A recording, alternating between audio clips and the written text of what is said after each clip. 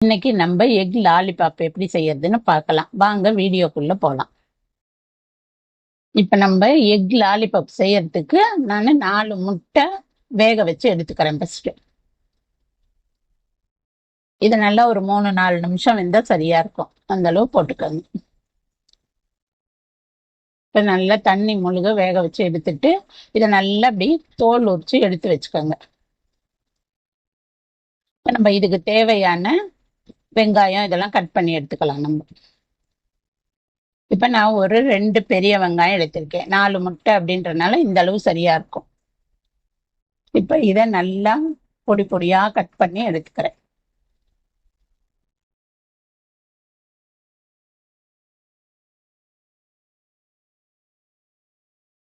இந்த மாதிரி நல்லா ரொம்ப சின்ன சின்னதா கட் பண்ணிக்கோங்க. அப்பதான் சரியா இருக்கும் அந்த முட்டையோட சேர்த்து பிசைஞ்சு செய்யும் போது. இப்ப இந்த